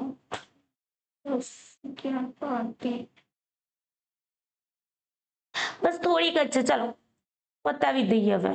બરાબર, તો બહુ ઇઝી છે બધું. જે હતું અઘરું હતું, બહુ બધું પતી ગયું. ડેટા એનાલિસિસ શું છે? ડેટા એનાલિસિસ જે પણ આંકડા છે, જે પણ ડેટા છે, એને આપણે લોજિકલ ટેકનિક દ્વારા વ્યવસ્થિત રીતે, સિસ્ટમેટિકલી રીતે લાગુ પાડવાની પ્રક્રિયા છે. ડેટાને વર્ણવવા માટે, સમજાવવા માટે, એને ઇન્ટરપ્રેટ કરવા માટે, એને ડિસ્ક્રાઇબ કરવા માટે, એને સંક્ષિપ્તમાં બતાવવા માટે, એને રિકેપ કરવા માટે, ઇવેલ્યુએટ કરવા માટે આપણે એક ડેટા એનાલિસિસની પ્રોસેસ કરવામાં આવે છે. જે ડેટા આવે છે તમારી પાસે રો ડેટા આવશે, એ બહુ બધી માહિતી હશે, એને આપણે એક શોર્ટ ફોર્મમાં બતાવીએ છીએ, તો એને કહેવાય ડેટા એનાલિસિસ. ડેટા એનાલિસિસની અંદર એના પ્રોસેસિંગ છે, તો આપણે જોઈએ પહેલું એડિટિંગ કરવામાં આવે છે. ડેટા કલેક્શન થઈ ગયા બાદ આપણે ડેટાનું એનાલિસિસ કરીએ છીએ. તો પેલું એડિટિંગ કરીશું. જે પણ ડેટા એડિટિંગ છે એમાં જે માહિતી તમે કલેક્ટ કરી છે એની સત્યતા ચકાસવાની પ્રક્રિયા એટલે કે એડિટિંગ. આપણે એને એડિટ કરીએ. કોઈ ક્લાસ લીધો તમે, હું તો ક્યારેય મારા ક્લાસને એડિટિંગ નથી કરતી. ઓકે, બટ ઘણા બધા મેં યુટ્યુબર જોયા છે કે જે રેકોર્ડેડ ક્લાસ બનાવીને એને એડિટિંગ કરી અને તમારી સામે લાવે. હે ને, હું તો જેવી છું એવી જ તમારી સામે રિપ્રેઝન્ટ થઉં છું. હું એડિટિંગ નથી કરતી, બટ અમુક વખત આપણે ડેટાને એડિટિંગ કરતા હોઈએ છીએ કે ભાઈ આમાંથી કઈ વસ્તુ સાચી છે, કઈ વસ્તુ ખોટી છે, બરાબર.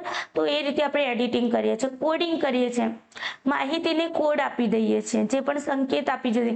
જેમ કે મેલ માટે આપણે ક્વેશ્ચન આયરની અંદર મેલ ફિમેલની ક્વેશ્ચન આયર આપણે લીધી, તો મેલ માટે તમે જે ડેટાના આંકડા મૂકો છો, મેલ માટે 1 નંબર આપી દો, ફિમેલ માટે 2 નંબર આપી દીધો.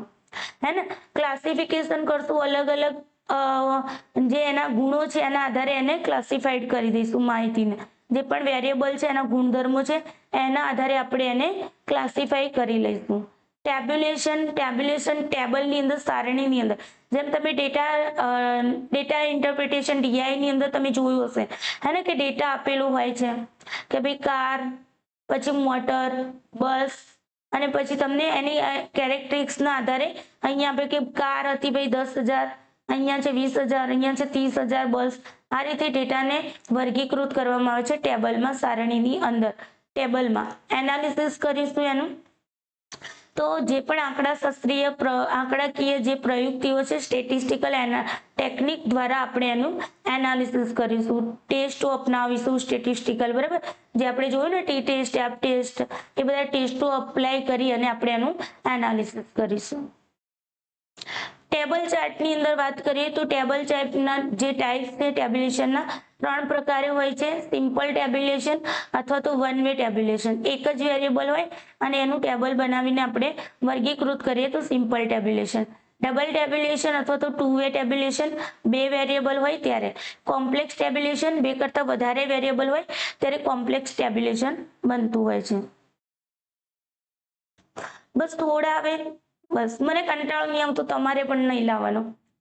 કે મારે થોડા માટે કરી અને તમને પછી આખો ક્લાસ મારે ફરીથી લેવો પડે એના કરતાં બરાબર છે જેટલું લીધું છે એટલું પૂરું કરવા દો. સિમ્પલ ટેબ્યુલેશનની અંદર શું હશે કે જ્યારે તમે એક જ વેરિયેબલ લઈએ છીએ અને એને આપણે ડિસ્ક્રાઇબ કરીએ છીએ અને એનાલાઇઝ કરીએ છીએ, બરાબર, એની એક જ કેરેક્ટરિસ્ટિક્સના બેઝ ઉપર આપણે એને ટેબલમાં ગોઠવીએ છીએ અને સિમ્પલ ટેબ્યુલેશન કહેવામાં આવે છે, તો વન વે ટેબ્યુલેશન કહેવામાં આવે છે. જેમ કે ધર્મ લીધો, આપણે હિન્દુ ધર્મના લોકો લઈ લીધા, હે ને, પછી એને તમે અહીંયા ડિસ્ક્રાઇબ કરી લો તો એક જ ટેબલ બનશે તમારું.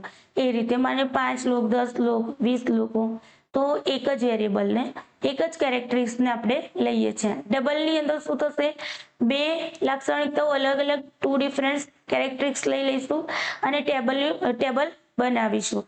જેમ કે ધર્મ લઈ લીધા અને જેન્ડર લઈ લીધા, હે ને, તો અહીંયા શું થઈ ગયું, મેલ ફિમેલ. ધર્મની અંદર તમે કોઈ બી ધર્મ લઈ લો અથવા તો તમે ધર્મને પણ ડિસ્ક્રાઇબ કરી શકો, હિન્દુઇઝમ એન્ડ શીખ, બરાબર ને. તો આ રીતે તમે આ શું બનાવ્યું, ડબલ ટેબ્યુલેશન, 2 વે ટેબ્યુલેશન. કોમ્પ્લેક્સની અંદર શું કરશો, બે કરતા વધારે કેરેક્ટરિસ્ટિક્સને આપણે લઈશું. જેમ કે તમે લઈ લીધું એરિયા, જેન્ડર અને બીજું લઈ લીધું એરિયા, જેન્ડર અને સોશિયલ ઇકોનોમિકલ સ્ટેટસ. તો અહીંયા તમે શું કર્યું, પહેલા એરિયા વાઇઝ તમે અહીંયા કરી દીધું રૂરલ એન્ડ તમે અર્બન, બરાબર ને, બંને ડિવાઈડ કર્યા. જેન્ડર વાઇઝ મેલ ફિમેલ, અહીંયા મેલ ફિમેલ મૂકી દીધા.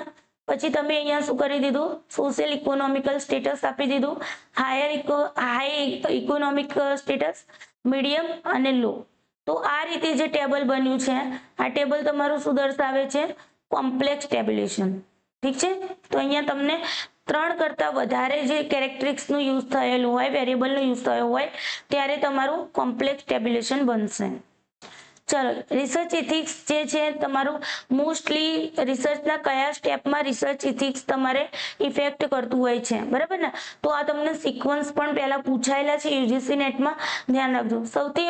સૌથી મેન ઇમ્પોર્ટન્ટ તમને ડેટા એનાલિસિસ અને ડેટા કલેક્શન અને ડેટા એનાલિસિસમાં રિસર્ચ એથિક્સ તમારે ફોલો કરવાનું થતું હોય છે. રિસર્ચ એથિક્સ એટલે રિસર્ચના જે નીતિ નિયમો છે એને ફોલો કરવા.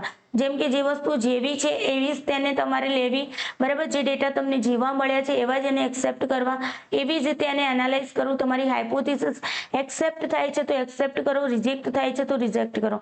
ડેટા કલેક્શનની અંદર રિસર્ચ એથિક્સ કેવી રીતે તમારે ઇફેક્ટિવ કરે છે કે તમારે ડેટા જ્યાંથી લેવા છે ત્યાંથી માની લો કે નથી મળતા, તો તમે બીજી જગ્યાએથી ડેટા લઈ અને માની લો કે ઘણા લોકો ટીચર ઉપર, એક એક્ઝામ્પલ આપું, પાણી પી લો 2-5 મિનિટ, मेरी एनर्जी का राज है यूनिवर्स, सेल्फ लव, स्पिरिचुअलिटी, यही मेरी एनर्जी का राज है.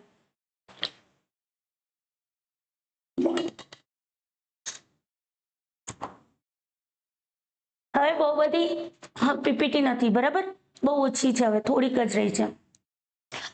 ડેટા કલેક્શન જે છે, ડેટા કલેક્શન કરતી વખતે માની લો કે ટીચર પર તમે રિસર્ચ કરી રહ્યા છો પણ ટીચર પાસેથી તમને ડેટા નથી મળી રહ્યો, તો તમે શું કરશો, કોઈ ક્લાર્ક પાસેથી, કોઈ બીજી જોબ કરતા હોય એવા લોકો પાસેથી ડેટા લઈ લો છો. તો અહીંયા તમે રિસર્ચ એથિક્સનો ભંગ કર્યો કહેવાય. પહેલી વસ્તુ અહીંયાથી શરૂઆત થાય, રિસર્ચ એથિક્સનો ભંગ અહીંથી શરૂઆત થાય, ડેટા કલેક્શનથી.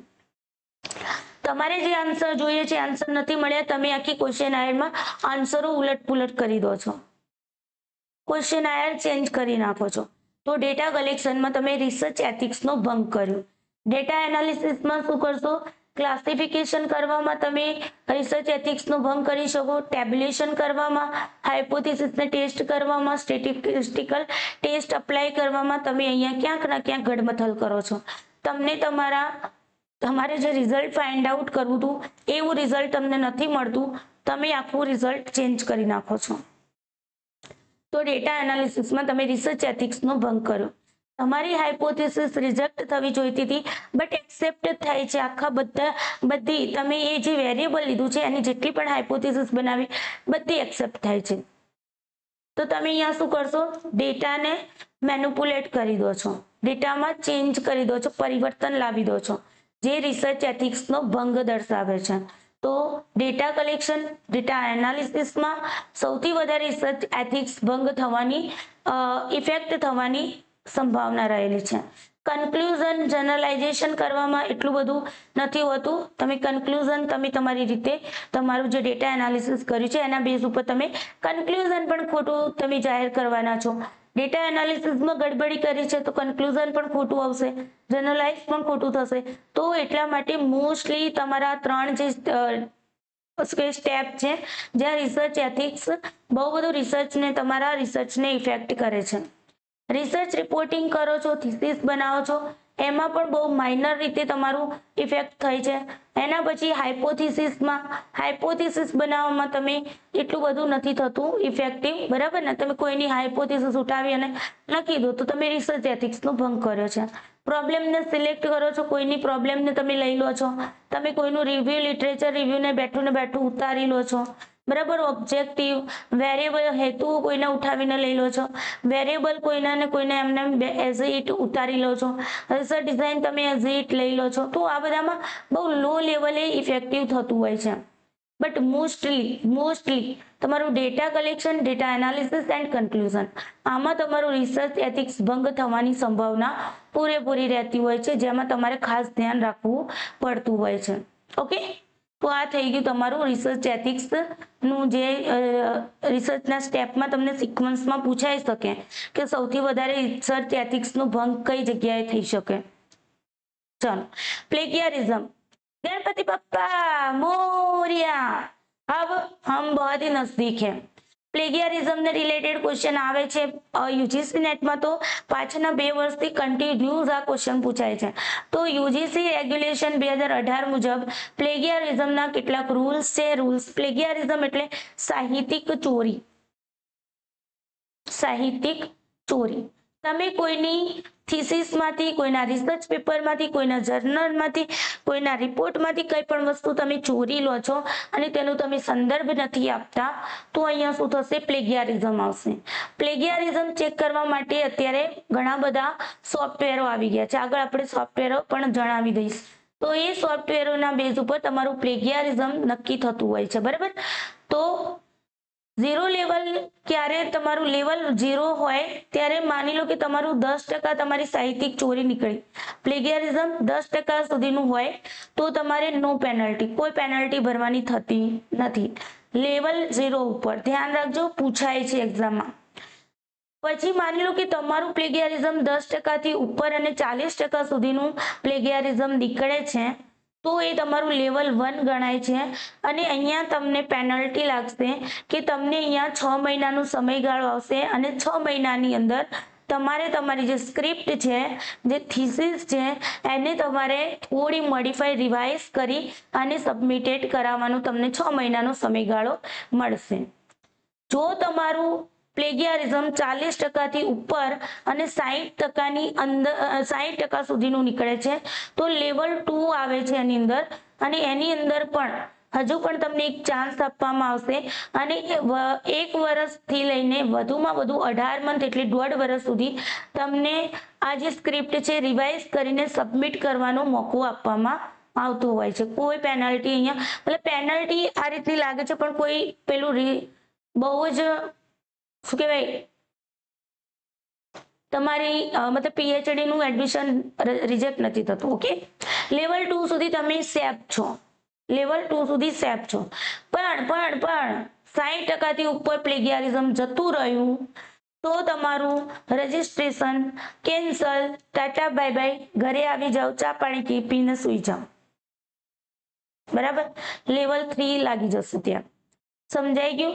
10% સુધી નો પેનલ્ટી, 10% થી ઉપર અને 40% સુધીમાં તમારું કોઈ પણ પ્લેગિયરિઝમ નીકળે છે. તમને ક્વેશ્ચન પૂછાય કે કોઈ પણ વ્યક્તિ છે એનું 15% પ્લેગિયરિઝમ નીકળ્યું છે, તો કયા લેવલે એ પ્લેગિયરિઝમ હશે અને એના માટેની શું જોગવાઈ કરેલી છે?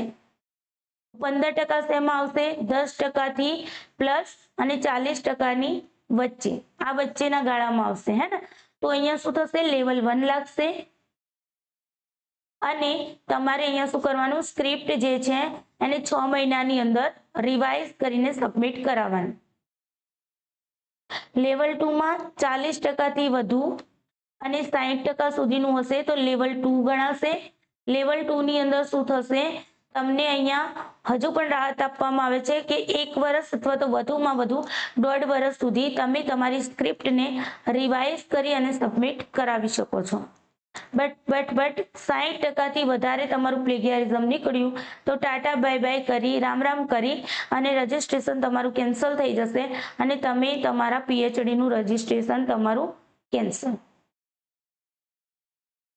ક્લિયર? ચાલો, પ્લેગિયરિઝમ મોસ્ટ ઇમ્પોર્ટન્ટ છે, ધ્યાન રાખજો, પૂછાય છે. ચાલો, રિસર્ચ પેપર રાઇટિંગ માટેના સ્ટેપ શું છે અકોર્ડિંગ ટુ APA? આ પણ UGC નેટમાં પૂછાયેલો છે. APA નું ફૂલ ફોર્મ પૂછાયેલું છે, અમેરિકન સાયકોલોજીકલ એસોસિએશન. APA નું ફૂલ ફોર્મ છે. અને APA એક શૈલી છે, એક સ્ટાઇલ છે. સ્ટાઇલ છે, બરાબર. APA, MLA આ બધા સ્ટાઇલ છે. એમાંની એક સ્ટાઇલ છે APA. અને APA સ્ટાઇલની અંદર જ્યારે તમે રિસર્ચ પેપર રાઇટિંગ કરો છો તો કઈ રીતે લખાય છે? પહેલું તમારું ટાઇટલ પેજ આવશે, પછી એબ્સ્ટ્રેક્ટ એટલે કે સારાંશ લખશો તમે. ધ્યાન રાખજો, સિક્વન્સ પૂછાય છે. ઇન્ટ્રોડક્શન લખશો, પ્રસ્તાવના લખશો. મેથડ તમે બતાવશો, પદ્ધતિ બતાવશો, જે તમે રિસર્ચ કર્યું એ બધી વસ્તુ અહીંયા લખશો. રિઝલ્ટ અહીંયા તમે લખશો, પરિણામ શું મળ્યું એ તમે લખશો. ડિસ્કશન કરશો, જે પરિણામ મળ્યું છે એના સંદર્ભે તમે ચર્ચા કરશો. પછી તમે રેફરન્સ લખશો, સંદર્ભ લખશો, ક્યાંથી શું વસ્તુ તમે લીધી અને ક્યાંથી શું વસ્તુનો તમે યુઝ કર્યો છે, સંદર્ભ. અને એના પછી તમારે શું કરવાનું છે, ટેબલ બનાવવાનું થશે. જે પણ ટેબલો તમારે મૂકવાના થશે એ તમે અહીંયા 8મા નંબરે મૂકશો. અને છેલ્લે તમારી ફિગર્સ મતલબ આકૃતિઓ, જે પણ આકૃતિઓ આવતી હશે એ લાસ્ટમાં મુકાતી હોય છે. તો સિક્વન્સ યાદ કરી લેજો, પૂછાય છે. રિસર્ચ પેપર રાઇટિંગ માટે ટાઇટલ પેજ, પહેલા નંબરના પેજ ઉપર ટાઇટલ પેજ રાખવાનું છે. પછી જ્યાંથી તમારે સ્ટાર્ટ કરો છો ન્યૂ પેજથી તમારે એબ્સ્ટ્રેક્ટ સ્ટાર્ટ કરવાનો છે, બરાબર. ટાઇટલ પેજ પછી એના પછી નવા પેજ ઉપર તમારે ટેક્સ્ટ લખવાનું થશે, જેની અંદર તમારે ઇન્ટ્રોડક્શન, મેથડ આ બધું તમારું એની અંદર આવી જશે. ન્યૂ પેજથી સ્ટાર્ટ કરવાનું. પહેલા પેજની અંદર આ ન્યૂ પેજ છે, પહેલું પેજ, આની અંદર તમારું ટાઇટલ આવી ગયું. બીજા પેજની અંદર તમે ન્યૂ પેજ લીધું, એબ્સ્ટ્રેક્ટ આવી ગયું.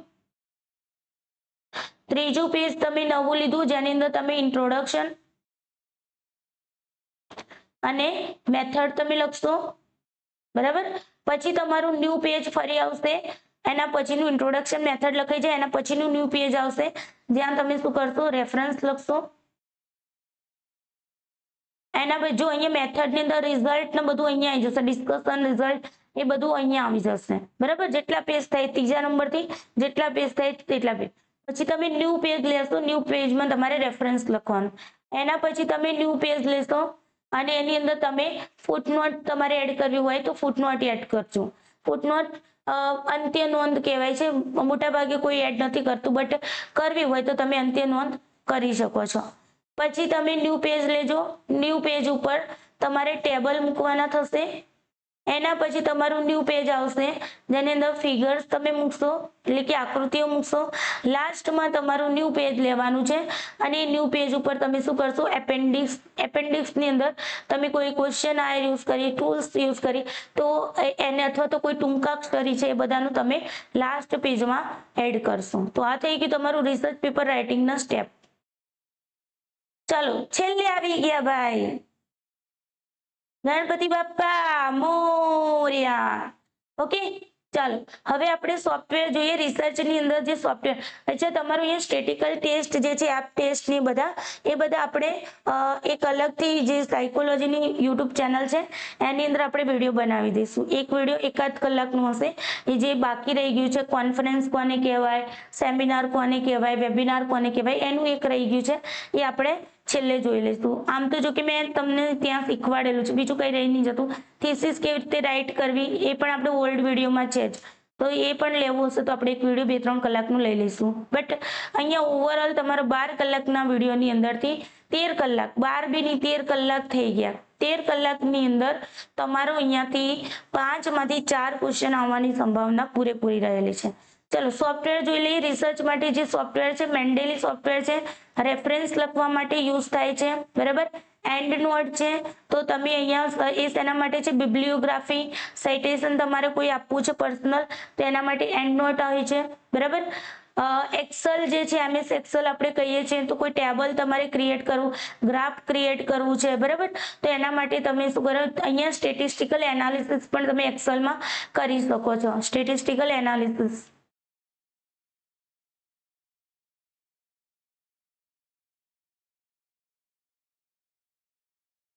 સ્ટેટિસ્ટિકલ એનાલિસિસ પણ એક્સેલમાં તમે કરી શકો છો. ગૂગલ સ્કોલર છે તો ગૂગલ સ્કોલર કોના માટે છે, લિટરેચર સ્કોલરલી જે લિટરેચર છે સાહિત્ય માટે, સંદર્ભ સાહિત્યની સમીક્ષા કરવા માટે ગૂગલ સ્કોલર તમને અહીંયા પ્રોવાઈડ કરાવે છે લિટરેચર. SPSS છે તો તમારું અહીંયા સાયન્ટિફિક ડેટા જે છે સોશિયલ સાયન્સમાં એને તમે એનાલિસિસ કરવા માટે, મતલબ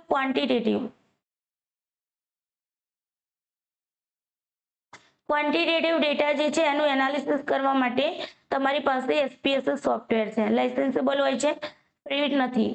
ગ્રામરલી છે તો ગ્રામર ચેક કરવા, સ્પેલિંગ મિસ્ટેક હોય, બરાબર ને, એ બધું ચેક કરવા માટે તમારું ગ્રામરલી સોફ્ટવેર યુઝ થતું.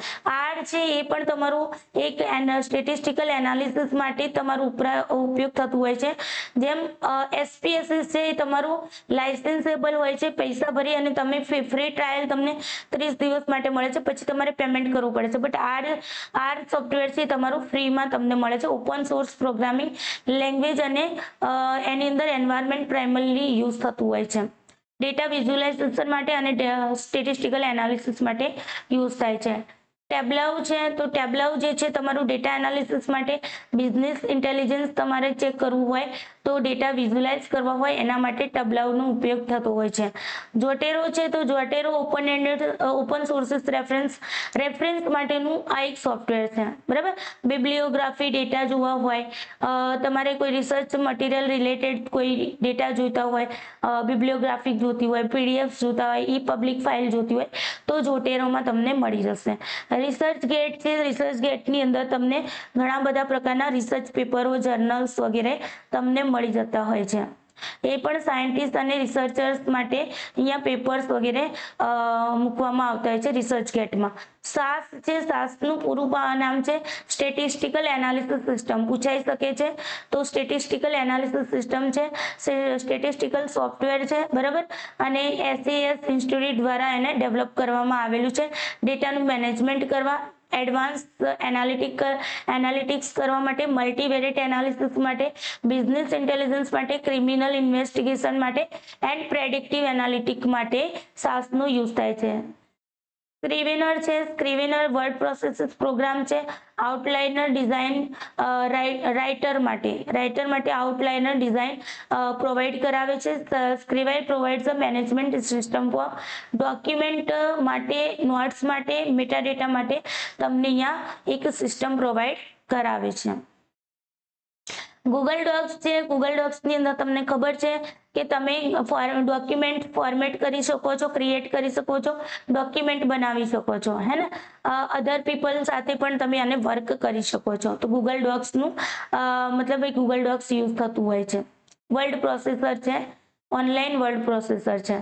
મેટલેબ છે, મેટલેબ તમારું શું છે, એક સોફ્ટવેર જ છે અને એ શેના માટેનું છે તો એન્જિનિયર અને સાયન્ટિસ્ટ જે છે એમના માટે આ સોફ્ટવેર મેટલેબ કામ કરતું હોય છે, બરાબર. પાયથોન છે એ કમ્પ્યુટર પ્રોગ્રામિંગ લેંગ્વેજ છે, જે તમારે વેબસાઇટ બનાવવી હોય, સોફ્ટવેર બનાવવું હોય, બરાબર, ઓટોમેટ ટાસ્ક તમારે લેવા હોય, એનાલાઇઝ કરવું હોય ડેટાનું તો પાયથોનનું યુઝ થતું હોય છે. એવરનેટ છે, એવરનેટ નોટ ટેકિંગ અને ટાસ્ક મેનેજમેન્ટ એપ્લિકેશન છે, કોના દ્વારા ડેવલપ કરવાની, એવરનોટ કોર્પોરેશન દ્વારા એને ડેવલપ કરવામાં આવી છે. એની અંદર આપણે ફોટોઝ, ઓડિયોઝ, વેબ કન્ટેન્ટને સેવ કરી શકો છો, બરાબર, ક્રિએટ કરી શકો છો નોટબુક્સ બનાવી શકો, ટેગ, એનોટેડ, એડિટિંગ, સર્ચિંગ, એક્સપોર્ટેડ, આ બધી વસ્તુ તમે એવરનોટમાં કરી શકો છો. માઇક્રોસોફ્ટ વર્ડ છે, વર્ડની અંદર તમે વર્ડ પ્રોસેસિંગ પ્રોગ્રામ છે જેની અંદર તમે કોઈ પણ વસ્તુને, ડોક્યુમેન્ટ્સને તમે સિમ્પલી કોમ્પ્લેક્સ ડોક્યુમેન્ટ ક્રિએટ કરી શકો છો, લખી શકો છો, રાઇટ કરી શકો છો. NVIVO તમારા ક્વેશ્ચનમાં પૂછાય તો NVIVO તમારું ક્વોલિટેટિવ ડેટા માટેનું આ શું છે સોફ્ટવેર છે. મિક્સ મેથડ પણ અહીંયા મિક્સ મેથડનું પણ તમે એનાલિસિસ કરી શકો છો. તો ક્વોલિટેટિવ ડેટા માટે એનાલિસિસ કરવા માટે NVivo યુઝ થતું હોય છે. સાથે સાથે તમે અહીંયા text, audio, video, images data including interviews, focus group, survey, social media, journal articles વગેરેનું તમે અહીંયા યુઝ કરી શકો છો, એનું એનાલિસિસ કરી શકો છો. લુમિવેરો દ્વારા એને પ્રોડ્યુસ કરવામાં આવેલું છે. વિન્ડોઝ અને મેકિન્ટોશ દ્વારા એને ઓપરેટિંગ સિસ્ટમ એને પ્રોવાઈડ કરવામાં આવી છે. બંને ઓપરેટિંગ સિસ્ટમ અહીંયા અવેલેબલ છે NVivoમાં. સ્ટેટા શું છે તો Stata general purpose statistical software package છે, જેના દ્વારા તમે ડેટાને મેનિપ્યુલેટ કરી શકો છો, વિઝ્યુલાઇઝ કરી શકો છો, સ્ટેટિસ્ટિક યુઝ કરી શકો છો, ઓટોમેટેડ રિપોર્ટિંગ કરી શકો છો સ્ટેટાની અંદર. ટ્રેલો જે છે, ટ્રેલો વેબ બેઝડ કેનવન સ્ટાઇલમાં તમને લિસ્ટ મેકિંગ એપ્લિકેશન છે. લિસ્ટ બનાવી શકો છો. એની અંદર ક્રિએટેડ 2011માં ફોગ ક્રીક સોફ્ટવેર દ્વારા તેને ક્રિએટ કરવામાં આવ્યું હતું અને એને ન્યુયોર્ક સિટી 2014માં એ કંપની સેપરેટ કરવામાં આવી હતી ને એટલાસિયન 2017 જાન્યુઆરીની અંદર એને સોલ્ડ કરવામાં આવી હતી, વેચવામાં આવી હતી ટ્રેલો. ઓકે, BitAI છે તો BitAI excellent tool for collaborating on research ઉપર કોલેબોરેટિંગ માટે તમારે જે ટૂલ્સ યુઝ કરવો છે એના માટે હોય છે. Google dot essentially like Google Docs but specifically made for research માટે એનો યુઝ થતો હોય છે. ગ્રાન્ટ પ્રો છે તો Gantt pro online project management software છે. Facilitate projected schedule implementation with the help of Gantt chart દ્વારા તમે યુઝ કરી શકો છો. જનરલ તમે થોડું આને છે ને સર્ચ પણ કરી લેજો, બરાબર. એક ટર્ન ટાઈમ નથી આવ્યું, ટર્ન ટાઈમ. તો ટર્ન ટાઈમ શું છે તમારું? પ્લેગિયારિઝમ ચેક કરવા માટેનું પ્લેગિયારિઝમના જે સોફ્ટવેર છે, આઈ થિંક મને લાગે છે મેં આમાં એડ નથી કર્યા, બટ આપણે કરી લઈશું. ઓકે, એક બીજા ક્લાસની અંદર. ટર્ન ટાઈમ પ્લેગિયારિઝમ માટે છે. જર્નલ ફાઇન્ડર છે તો એ શું છે? પબ્લિશિંગ કંપાસ, સ્ટ્રીરિંગ જર્નલ પબ્લિશ જે પણ રિસર્ચ થયેલા હોય એને શોધવા માટે, ફાઇન્ડ આઉટ કરવા માટે જર્નલ ફાઇન્ડરનો યુઝ થતો હોય છે. પેપર પાઇલ છે. પેપર પાઇલ જે છે એ clean and simple reference manager છે. રેફરન્સ માટેનું આ એક સોફ્ટવેર છે જેમાં તમે રિસર્ચ પેપરને કલેક્ટ કરી શકો, ઓર્ગેનાઇઝ કરી શકો, શેર કરી શકો અને તેની સાઇટને પણ તમે યુઝ કરી શકો છો. પૂરું. ગણપતિ બાપ્પા મોરિયા. જે બાકી રહી ગયું છે એને આપણે હવે એક ક્લાસની અંદર પૂરું કરી દઈશું. 1 કલાકનો ક્લાસ રહી જશે અને આપણે પૂરું કરી દઈશું. 13 કલાકનો ક્લાસ પૂરો. Thank you so much. Thank you so much universe Angel divine energy, ભગવાન ભોલેનાથ, માતા Parvati and my all student જેમની પોઝિટિવ એનર્જી મને મળી અને 13 કલાકનો મેં ક્લાસ પૂર્ણ કર્યો. Thank you so much. Thank you. Happy બધા.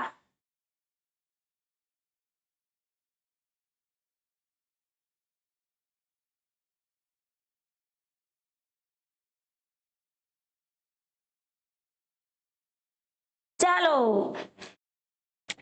તો જતા વિડીયોને લાઈક શેર કરતા જજો. તમને લાગ્યું હોય કે હા મેડમની મહેનત છે બહુ સરસ, તો લાઈક શેર કરજો. કમેન્ટ કરીને જરૂર કમેન્ટ બોક્સમાં જણાવજો.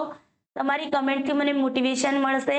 તમારી કમેન્ટ બેઝ મને બીજા ક્લાસ પણ સારી રીતે કરવાના મજા આવશે. જો કે રિસર્ચ એટલું નાનું પણ નહોતું કે આપણે એને 13 કલાકમાં પૂર્ણ કરી શકીએ, તેમ છતાં પણ આપણે જે પણ તમારા એક્ઝામના પોઈન્ટ ઓફ વ્યૂથી જે હતું એ પૂર્ણ કર્યું છે. Okay, thank you so much all. બધાને God bless you, Bholenath bless you. Research complete. જે થોડું ઘણું બાકી રહ્યું છે માઇનર વસ્તુ એને પણ આપણે કમ્પ્લીટ કરાવી દઈશું. ઓકે, 1 કલાકનો ક્લાસ લઈને. ચલો બાય, ટેક કેર યુ. જય શ્રી કૃષ્ણ બધાને. ગણપતિ બાપ્પા મોરિયા.